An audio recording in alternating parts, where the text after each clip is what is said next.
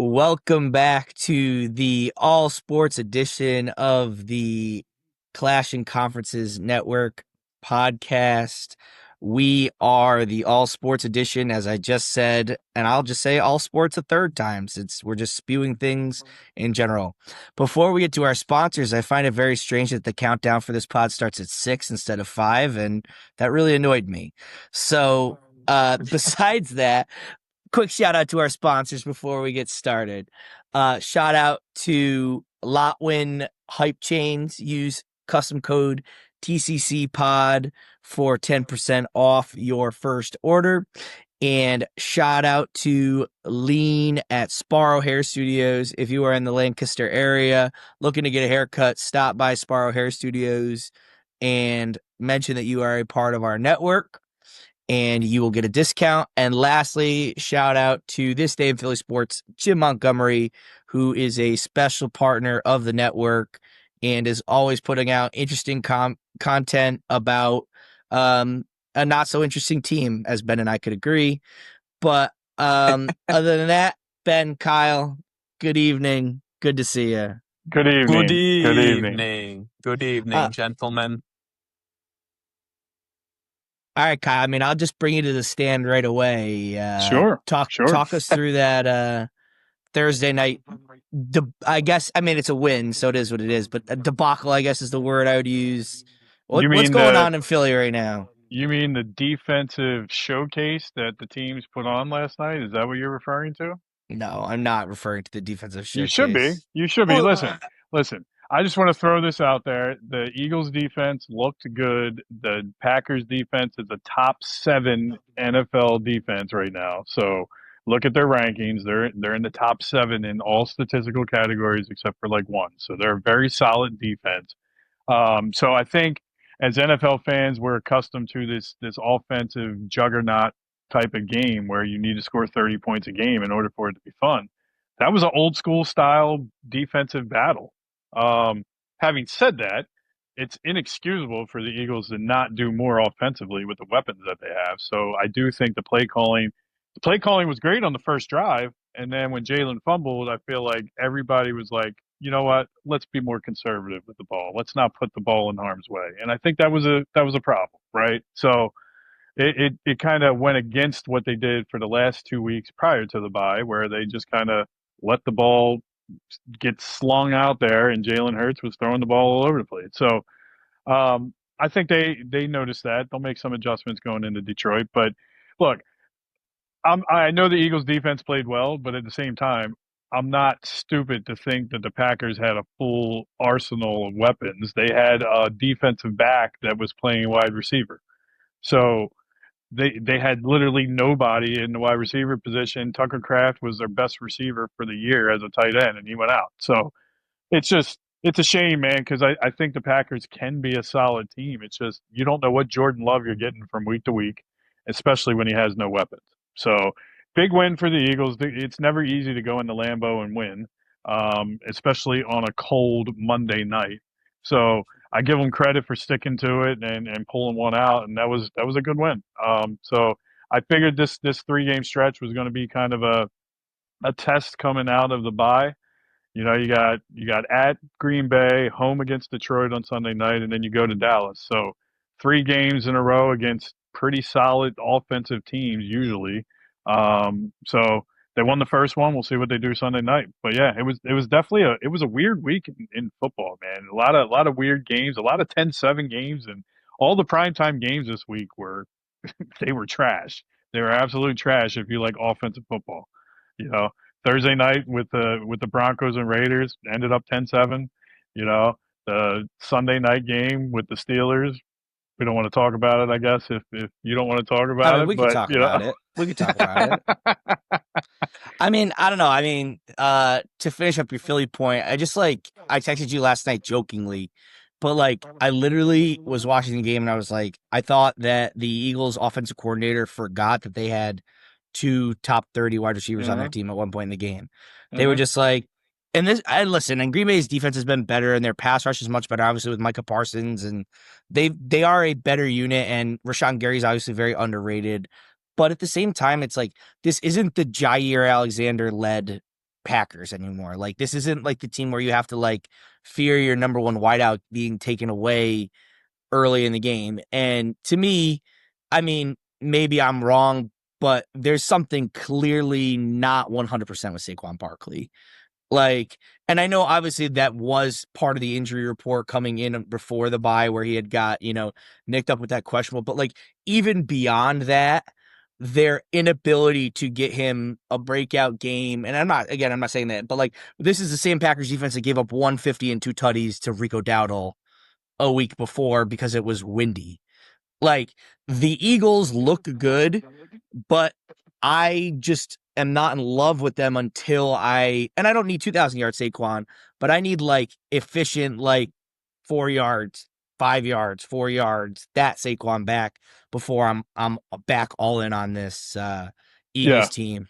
Yeah. Look, I'm gonna say a hot take, and you're gonna know exactly where I'm going with this. Ooh. But the offensive line this year, with Saquon running behind it, looks eerily similar to the offensive line that he ran behind with the Giants. He just can't get anything going because they're not blocking well this year. The Eagles' offensive line has been dominant for the last, 5 to 7 years type thing. That's been one of the strengths of the team, and this year it's not. Um, and injuries play a large part in that, but at the same time, the guys that normally do well, like Mailata not doing what he normally does, like the guys that normally play at the all pro level are not this year. So, I think that goes a long way into Saquon being Saquon for sure. Because you saw on that little bubble pass where he broke it for 40 yards. He still has explosiveness. He still has the moves. He did tweak his groin a little bit in that Giants game, and last night he slipped a little bit and it looked like he retweaked it again, and I was like, oh A man, he's lot of out. people And were then he slipping. yeah, yeah, it looked like the Sodfather was back out there, man, from 2 years ago. It really did. It looked like that dude was back out there just watering the field before the game started. But yeah, I mean, I agree with you, Patty. The offensive line is suspect, and they need to get Saquon going. The problem last night was they were putting Fred Johnson in as the extra offensive lineman for the last 2 weeks. They started doing that last night, and then Lane Johnson got hurt, so Fred Johnson actually had to be the Play actual right lineman. tackle. Yeah. Correct. So they couldn't do He, the six offensive lineman thing. Sorry, I he's was distracted. Louisville's beating Kentucky by 20. Sorry, Cody. So, poor anyways, Cody. before I don't escape the Steelers, because I know that'll come back before we get to Benny's Patriots. Yeah. First game this year where I can legitimately say that Aaron Rodgers looked old, and I don't mean that as a knock on him, but it's the first game where I look and I say he looked bad, he looked old, he did all these things, and that sucks. So I'm hoping that's not the norm. Now the flip side of that for me is this: you don't need all pro Aaron Rodgers to be a you need a game management not to turn the ball over, and you take advantage of the run game. I sent this stat to one of my group chats that since he's been drafted, the Steelers are 9-0 or 8-0 when Darnell Washington plays 40 or more snaps in not just run game but just in general. They're 9-0 when he plays 40 or more snaps, which means they're controlling the run game because obviously he's like a pseudo sixth lineman as a Oh, 310-pound tight end. he's a Big, Like, beast, big a yeah. boy. beast, He freak And is athlete. unguardable. Yeah, And inevitably, Sunday, he only had 25 snaps. Now, am I going to sit here and say if he plays 15 more snaps, does it change the game? Probably not. But the Steelers' identity is run the ball, take the passes where you want it. I mean, just some stupid play calling. And I'm not pro Arthur Smith, but I'm not anti Arthur Smith. Like, I don't love him, but I'm fine with his marriage to Rodgers because I think that's a similar play style at this point in his career. But like, the fade to Metcalf and double coverage on 4th and goal was just like, what are we doing? And to me, it's, Baltimore's now breathing down your neck. But again, like we talked about a couple weeks ago, this is going to be a classic Steelers year where like they'll beat Baltimore once and they'll win one of these other hard games, whether it's Chicago or Buffalo or something like that. They'll steal one there, but they'll end up dropping the other one to the Browns. Like it's just, inevitably where we are. But, yeah, I mean, I guess that's kind of where I'm at with the Steelers. I think they'll still be a playoff team, but if they don't win the AFC North, they're in trouble. And anyone that's listening to this podcast, no, I don't want the Giants' top 5 pick for Mike Tomlin. Um, I don't want it, but that's the rumor swirling right now. So who knows? As far as top 5 picks, go Benny before I start talking about gushing over Drake May. So you. That's okay. We'll have time for that. Don't worry about that. But as a Steelers fan, do you want Tomlin to stick around? He's a top 3 to 5 head coach in the league. No problem. He's made the playoffs every single year as a head coach. But the last Super Bowl was back in 2012. Has he got to a conference championship game since then? Or 2010, I'm sorry. Yeah, they lost in 2017 in New England. Oh, yeah, that's right. In the AFC Championship. I remember that one. But, I mean, yeah, I think that people that want Tomlin gone, I think, are a little bit, I guess spoiled is not the word, but that's kind of where I lean is like, for me, I think sometimes people forget that with the exception of that 4-year stretch, 2015 to 2019, where you had Ben, Bell, Brown, Martavius Bryant, and a top 10 defense, like with the exception of that run, Mike Tomlin has been winning 10, 11 games a year with subpar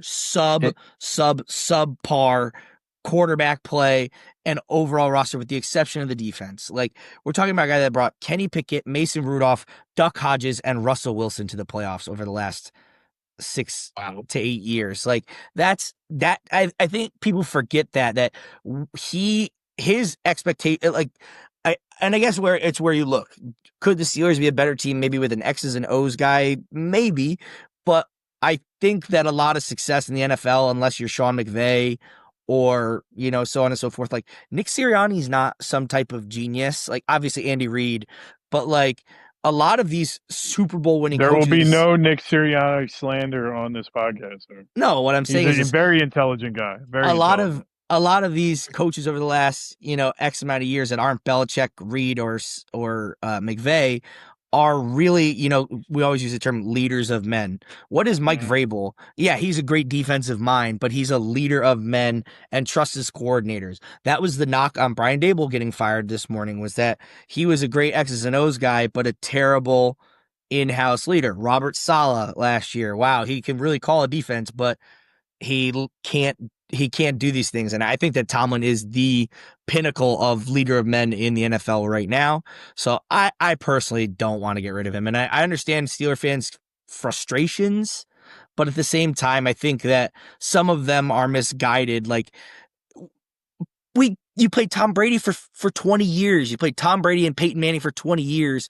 And then what did you get for it? And now you had to play Lamar Jackson, Joe Burrow, Patrick Mahomes, and Josh Allen. Like, and that's what you like. And Ben obviously won 2 in that stretch, but like no quarterback that's played for the Steelers even sniffs those other 4 that are at the top of the AFC. That's not even including Herbert, who's, gone to a playoff game and lost. Like the Steelers haven't had a top 10 quarterback in the AFC since Ben retired in 21. And that was end of career Ben Roethlisberger, Yeah.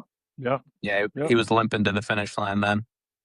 I think that's the only knock is like, if you want to say that they have done a bad job of preparing for the future, or bad job of preparing for Ben to leave, that's the only knock that you can have on Tomlin. That there was rumors that they were going to draft Jalen Hurts in the second round in 2020.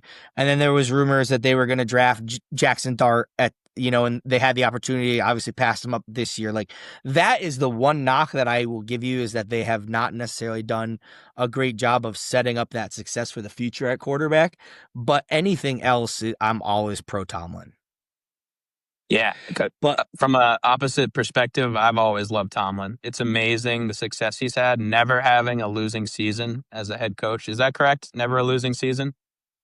Never. Right? Never under 500? Yep. Like that in team sports, and to be doing it since 2007 or 8. When did 7? Yeah. Like that is just like, that's like an all-time, like he should just get into the Hall of Fame on that alone, let alone the Super Bowl victory and all the other wins. But yeah, like, I don't know, like from a Patriots fan, like perspective, I don't think I would ever want anyone other than Mike Tomlin if I'm a Steelers fan as a head coach. Like, who would you even want to replace him? You guys have had 3 head coaches in like 50 years or something.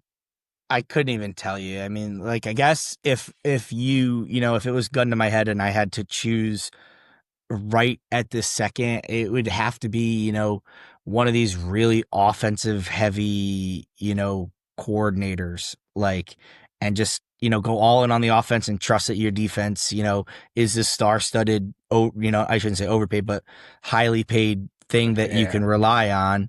And I couldn't even tell you off the top of my that's a franchise-altering decision though, because they've been the steel curtain defense based on defense pretty much the whole existence of their franchise, and it's interesting that you want to obviously you still want to have a good defense, but now you're kind of leaning more towards the offensive side.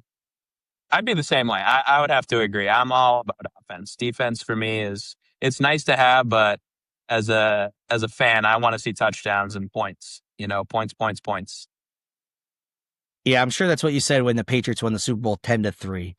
But that was the worst Super Bowl ever. Oh my God! It was. My friend had an all-time legendary bad beat for a parlay that he didn't put in that day. We can talk about that later on. But yeah.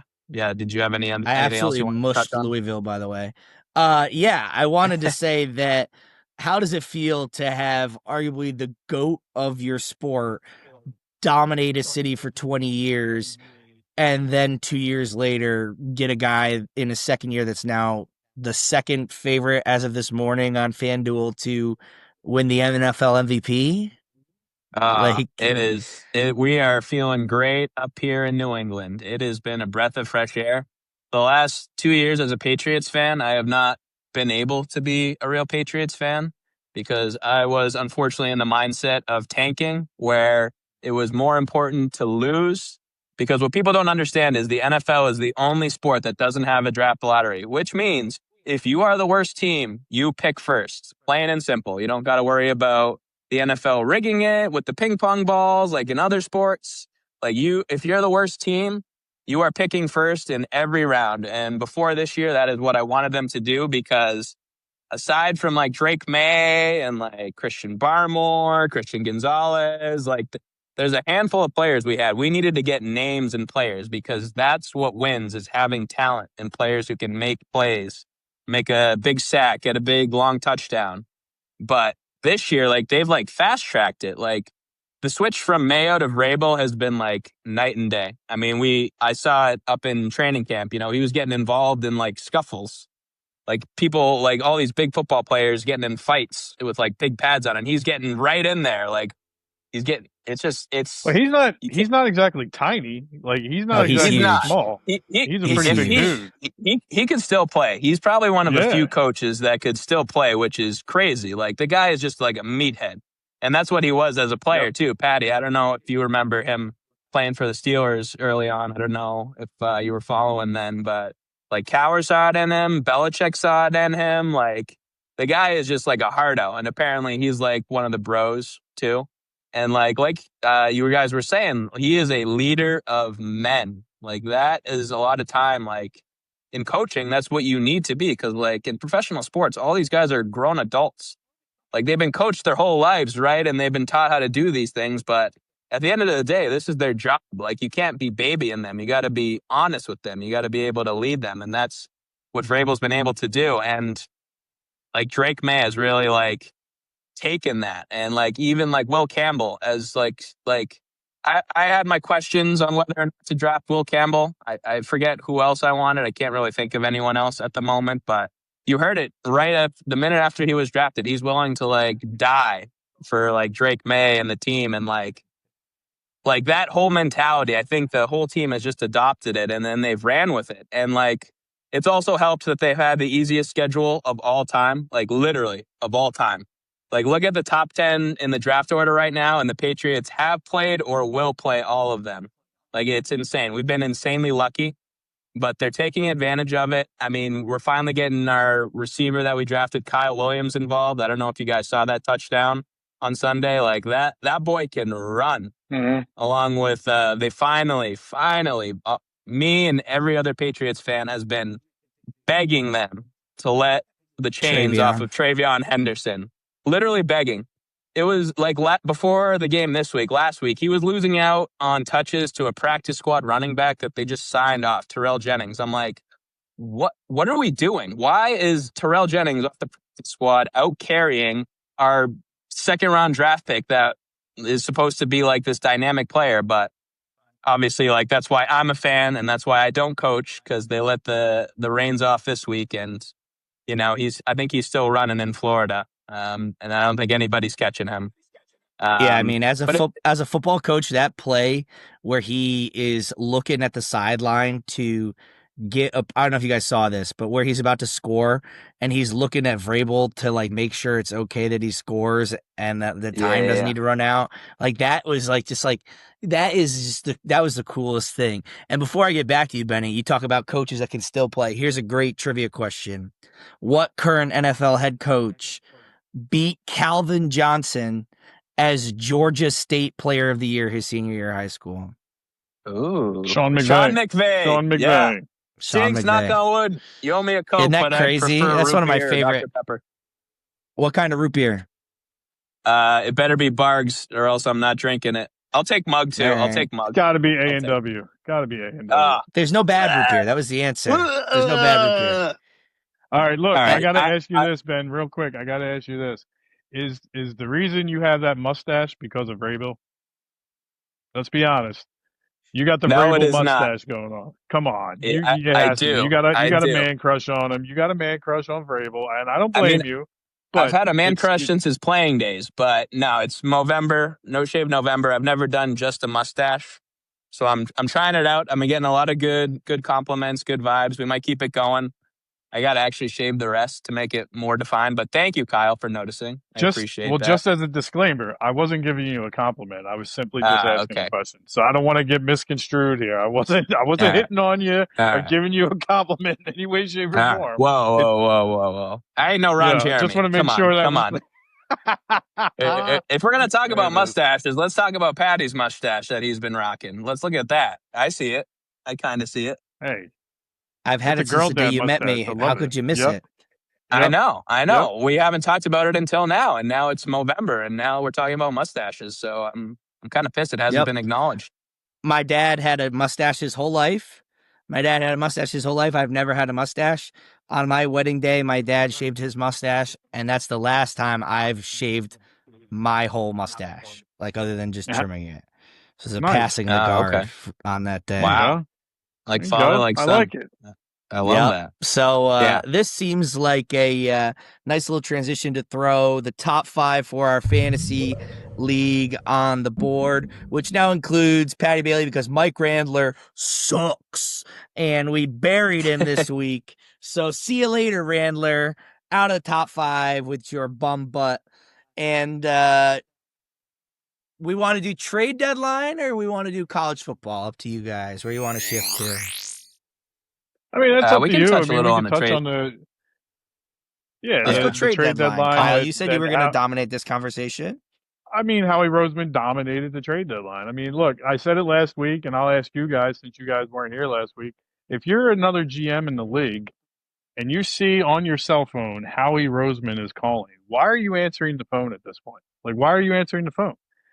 Like it's like Jedi mind tricks where he's like, hey, you're going to give me this player for a fourth round pick. I am going to give you this player for a fourth round pick. And then they do it. They do it. And it's just amazing to me. Like, there's a lot of low risk, high reward moves that he came up with. Jalen Phillips is obviously a big splash. Third round pick for a half season rental. We'll see what they get at the end of the year if they can re sign him. But like, the dude's going to ball out because it's a contract year. And he balled out last night. So, I do want to touch on real quick Jair Alexander. He did announce not too long ago. He Stepping said away the from Eagles, football. he's stepping away to focus on his physical, mental. Look, and it's nothing to sneeze at. I brought it up on another pod, but like mental health is nothing to joke around about. It's a big topic, and I acknowledge that, and I commend him for actually taking the step and telling everybody that he needs to step away for that kind of stuff. So hopefully Howie he kept the receipt and he can somehow get some lemon law rules out of it and get some money back. But at the end of the day, I commend him for acknowledging the mental health. The dude in Dallas that just went through what he went through and that whole situation. Oh, Look, yeah. there's no That bigger was so sad. Dallas Cowboy hater of a team than myself. But football aside, you never want to wish that upon anybody or any team. So, condolences to that whole organization. And look, this goes for anybody, man. If you're struggling with any mental health or anything, reach out. Especially on this network, we're all here. We'll all be here for Yeah. you. Reach out and All make right. sure that you make it known, man. Just it never hurts Yeah. to just ask somebody how you doing and just joke around with them and make sure that they're in the right state of mind, man. So just wanted to get Yeah. that out there and share those thoughts real quick. I mean, Yeah, absolutely. emphasis And on like, go ahead, Patty.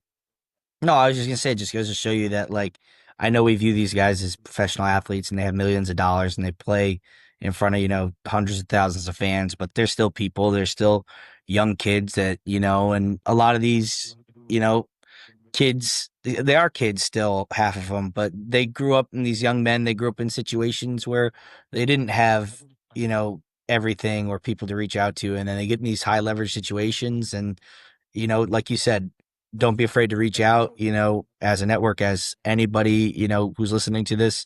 Your mental health obviously matters, and that's a stigma in men, and, we're working to change that. So what were you going to say, Benny? Amen. Yeah, it was just crazy because the guy, he literally returned a touchdown on Monday Night Football. You would think he'd be like on Hmm. top of the world, but like emphasis on we don't really know what's going on in everybody's lives. You can put on Right. a happy face. I love to use like Robin Williams as an example. Like that's one of the funniest guys, top comedians of all time. Like you can't watch a Robin Williams movie or stand up without like laughing or smiling. But like he had his own demons too. And like this guy and like so many others are like no different, unfortunately. So yeah, it's been a stigma for a long time, but I think it's starting to come around in the last like decade or so. It's really come to the forefront. But yeah, definitely just ask how they're doing, you know? Yeah, Yep. absolutely. I mean, Yep. For this would sure. be a great little plug before we get back to football to say, as a network, we're always looking for, more people to join, whether we already have a team that you're here for, or you're a fan of the Charlotte Hornets like Mike. We accept all people around here, and we really mean that. It's become a family to a lot of us over the last year, 2 years that we've been doing this. So shout out to that. I mean, Kyle, getting back to the football, obviously Jalen Phillips is a huge splash. Um, I think that an under the radar trade that will have a playoff implication will be Shaheed to Seattle. I think he'll be very quiet. I don't think that you'll hear much of him.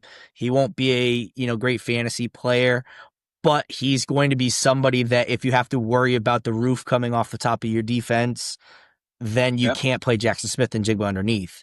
And all it takes is that guy, like I mean, you guys know, being fantasy football people, like all it takes is Shaheed to go for like 2 for 82 and a touchdown, because he has like a 75-yard touchdown where he just sprints past Yep. everybody on the field. So I think Seattle is, you know, I would probably say that the Rams and the Eagles are the top three in the NFC right now as far as, the cream of the crop, with the Bucks losing to New England. I know they're not quite healthy and everything like that, but some other trades that I'm trying to think of, Jacoby Myers to Jacksonville, which we'll see on Jacksonville. Big news with Travis Hunter out for the season as of this Yeah. afternoon. So, they definitely needed that help there. And I'm trying to think if there was any other big deals. Not that I could think I'll tell of, but I'll tell you there was no deals in New England and I was pissed about it. The week yeah, I feel before you. we trade our depth. We trade Keon White to San Francisco. And we Kyle trade Duggar. Duggar to you. Yeah, Duggar to you guys, Patty. Like they weren't like superstars for us. They weren't doing much. They were both Belichick guys. So I think that was ultimately the reason that they were traded. They're just trying to filter out any player related to Belichick aside from like Drake May. Although no, Drake May was Gerard Mayo. I'm sorry. Ramondre Um, Stevenson. Hmm. Ramondre Stevenson, that's one remaining. But like the fact that they like traded away the depth, like I would have loved to have those players like ready to go because the season's still going on. There will be injuries. But then to not bring in anybody after, I was kind of pissed. Like I would have loved to have Jacoby Myers for a fourth, fifth round pick. We should have never let him go originally. The fact that Belichick thought Juju Smith-Schuster was a sufficient replacement makes me sick to my stomach. But yeah, I would have liked to see like something like another receiver, another lineman, somebody on defense. But they really must love who they have in there. Everybody's been buying in and they got a good thing going. But as a Pats fan, I would have definitely loved to see a move to get somebody, anybody. I think the Patriots and the Steelers were caught in the same boat, that they didn't want to go after a Jacoby Myers or Rashid Shaheed. But I'm telling you right now, I mean, obviously, like, we won't know, but I'm telling you the three names that were called from both those teams, from both Pittsburgh and New England, on the offensive side of the ball were Chris Olave, who did not get dealt, Garrett Wilson, who did not get dealt, and A.J. Brown. I would guarantee that those teams made calls about those three receivers, and I wouldn't be surprised if DJ Moore or Calvin Ridley were both names shopped around at the deadline that didn't get shipped anywhere. Yeah. So I think that it was one of those things where, like, I think that New England and Pittsburgh were probably two active teams on the phone lines, but they ended up not, getting what they wanted out of the market. Yeah, how But, about the Jets? How about the Jets doing what they're doing? And like Garrett Wilson was injured, he comes back off an injury and he gets re-injured this week, but he comes back off an injury and he's looking like the Will Smith meme where he's in the living room looking around. There's like nobody there.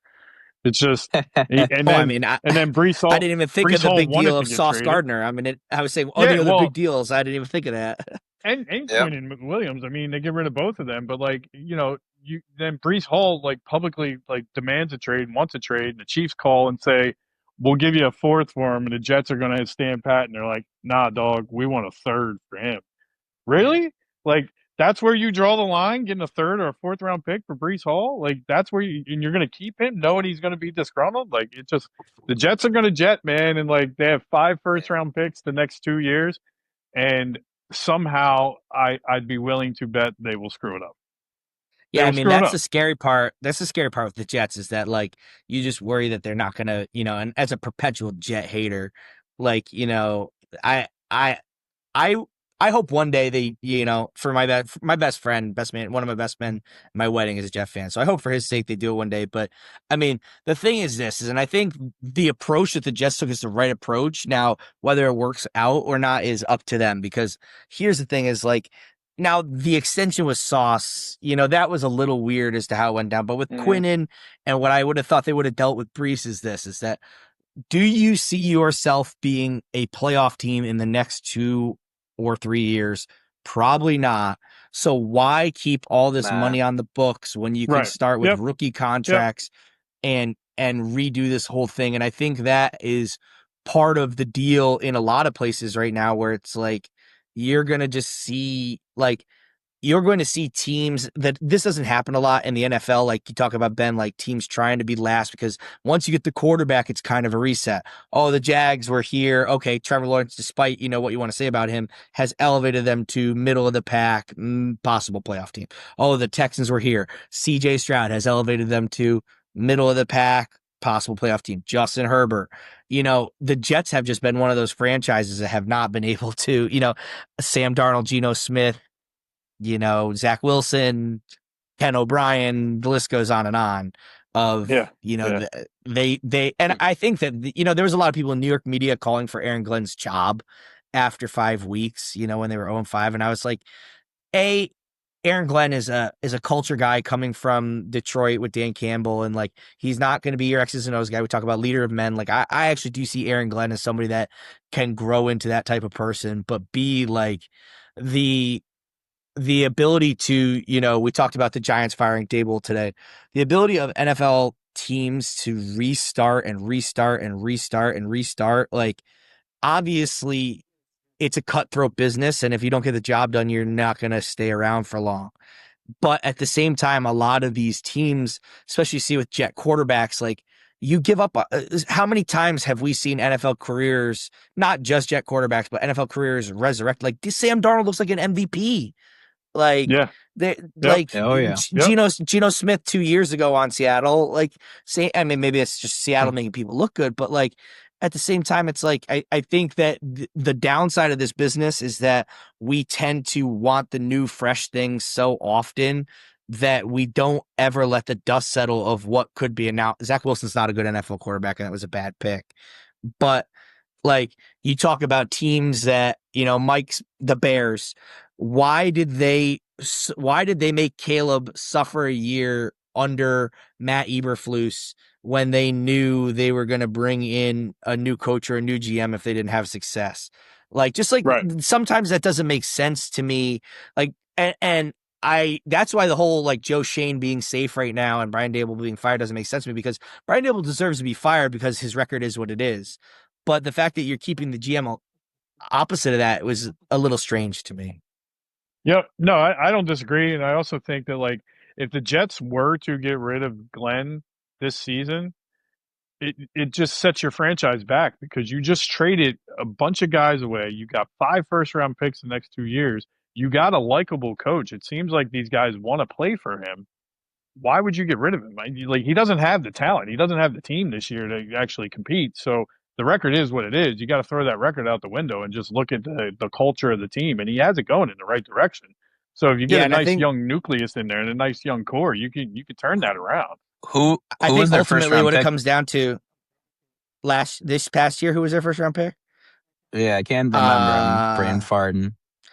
I know 2 years ago it was the left tackle. It was Fa'atanu or Fashanu Yeah. was For 2 sure. years. Shanu. Yeah. I'm blanking who their first round pick was this year now. That's weird. I'll think of it in a Yeah. minute, I'm sure. But no, I was gonna say, like, the only case where I can think of in the last 10 years where like you would only fire Aaron Glenn if somebody like Kevin Stefanski or John Harbaugh became available, like the Patriots did with Gerard Mayo, and they said, well, Gerard, we were going to keep you, but Mike Vrabel's available, and the Titans were idiots, and we're going to go get Mike Vrabel, you know? He was available the year before. They should have signed him. I was clamoring for that. Oh my goodness. I was just gonna say something though. Belichick To to go the back, Jets. Hot take. yeah. Belichick to the Jets with 5 draft picks. Telling you. Happening. Now, Belichick Happening. to the Giants. That's why the Giants GM stuck around. They don't want to hire Belichick to pick the groceries and coach the team. They just want him to coach. I am sticking to that claim. Bill Belichick is the next coach of the New York Giants. The And Jets are this going is to an open outbid offer him, to and he has anyone 5 listening to the first-round picks. pod. This is an open offer to anyone listening to the pod that you can win a $10 Burger King gift card because Bill Belichick is never coaching the NFL again. Patty, So you need to get your buddy, the Jets fan, to join us for a pod because I need to talk to a Jets fan. I need to figure out I got why a few he's of still a them. Jets fan. And Do look, you want the I got to rational ask this one or the question. irrational one? Both. Bring them both on the same You episode. don't want Bring the them both on the irrational same one. episode. No. I got to ask because we've dealt with the irrational New York fans before, so we can deal with them again. But here's the thing, right? They Fan have, singular. yeah, there you go. They have 5 first-round draft picks. But what gives you optimism that they'll be successful? That's what I want to know. That's what I want to know from a Jets fan, right? Because if I was in that black hole of a fanhood, right, and I'm sitting here with my team, like you get excited at the fact you have 5 first-round draft picks the next 2 years, but then you're like, shit, we're the Jets though. Like we're gonna screw this up. You know what I mean? Like what's the hope? What is the hope? What do you mean? I just don't get it. I don't Justin disagree with Fields you. is clearly ready to lead them to a Super Bowl. I do not know what you're talking about. Justin Fields. This week he's is the next starting. goat. Next week he's not. This week he's starting. Yeah. Next week he's not. It's like, What a nightmare. it's What a amazing. nightmare for that guy. Nightmare. He just needs to convert to like a running back or receiver at this point. Stop with that. He's not that bad, but he's not good either. I don't know. Terrell I have so Pryor many mixed 2.0. feelings about him. I have so many mixed feelings about him. But before we wrap up this all sports, just football podcast for this week, I think we're gonna. I think we're gonna. We got 3 football guys in one room. You can't expect us not to talk football for 40 minutes. Anyways, That's this true. is what happened when you're gone. This is what big happened facts. when you're gone, Karan. So, Yep. anyways, I want to quickly touch Next up. on this week, Ben. If you interrupt me one more time, I'm gonna drive to Tim Hortons and pour it all over you. No, I'm just kidding. You actually Dude, didn't interrupt me, but I just wanted to talk about Tim Hortons. I love Tim Hortons. I actually got some for the first time when I went up to Buffalo a few weeks ago. I approve. I will be going back someday. It's pretty. So it's I pretty will good. take we all. don't. We don't really have I'll them on my side of New York, if I'm being honest. We don't really have them east. They're more obviously towards Buffalo, Canada. But I want to quickly touch on the college football ranking dropping. We don't get to talk that much college football, but as a big passion of mine, I like to bring it up when we can. Obviously, some major news that the SEC and Big Ten are dominating the rankings. There are still a lot of dominoes to fall. But I think it's really interesting that Texas A&M is still behind Indiana, and I don't think that Indiana should have moved after the game against Penn State, which Kyle was at. I'm sure he could talk about that for a minute here. And Yep. but I do find it interesting that Texas A&M has kind of accepted every challenge in front of them. They beat not only their SEC schedule so far, but also Notre Dame at home, who is looking like they're back in pretty much guaranteed unless they lose a game here to get one of those at-large playoff bids. I think the interesting story before I let Kyle talk is the Power 5 school it gets in. I think right now they have it as Memphis or USF, but I am USF. rooting real Yep. hard. I'm rooting real hard for North Texas to win the American because their offense is phenomenal to watch, and the Mean Green deserve to be in the playoff. So, Kyle, talk us through that amazing finish at Happy Valley last weekend. Yeah, look, I'm not a huge Penn State fan. My wife and her family are, so I've embraced it. I'm a Florida State fan at heart. We can get into that in another day. But the Penn State, I did embrace it. It was my first time ever at Beaver Stadium and going there, right? So it's always been on a bucket list of mine. So we got tickets, and this is the bad part. We got tickets after week one because we knew that they were going to skyrocket. And then the Oregon game happened, and then you could get these tickets for like $40. And I was like, well, shit, we paid a lot more than $40, but it is what it is. So we were like, no quarterback, you fire your coach. It's been a horrible year. There's no chance they're beating the number 2 team in the nation, especially after losing to the number 1 team. And dude, they played them tough. They played them. It was a competitive game.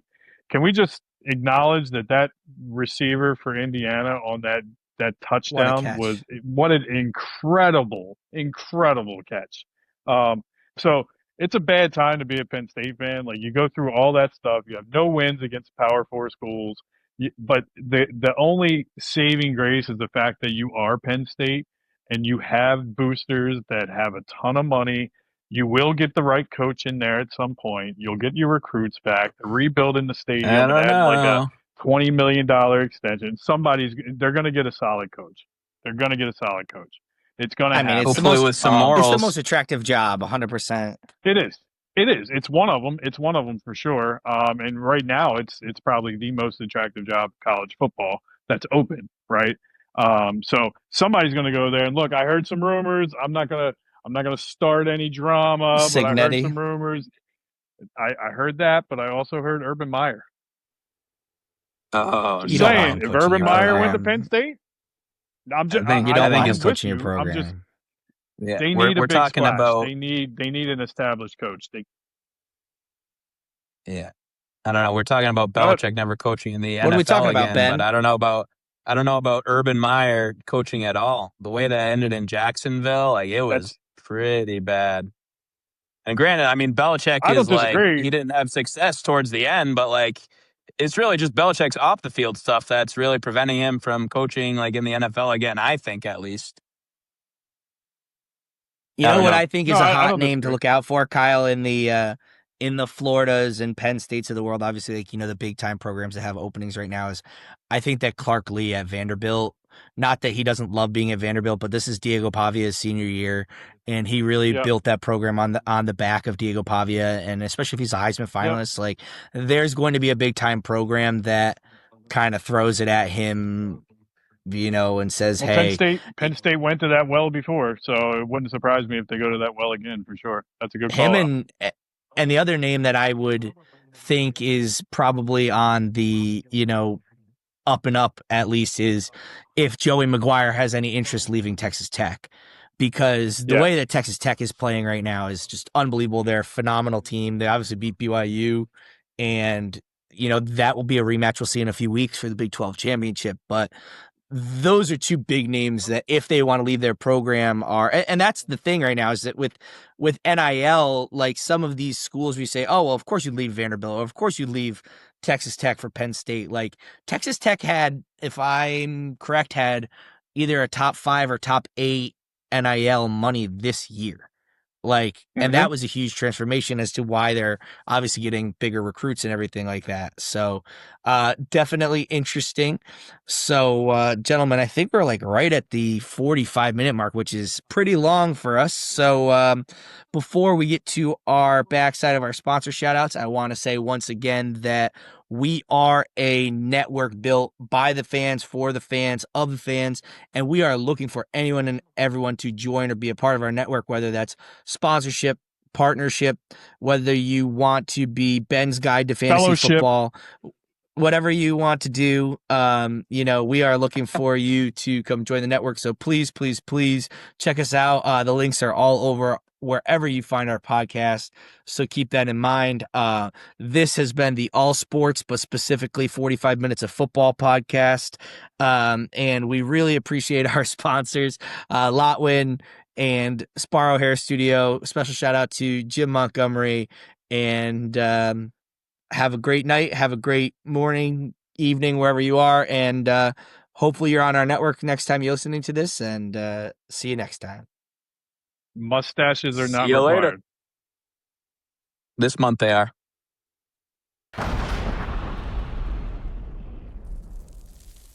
Boom, boom, boom.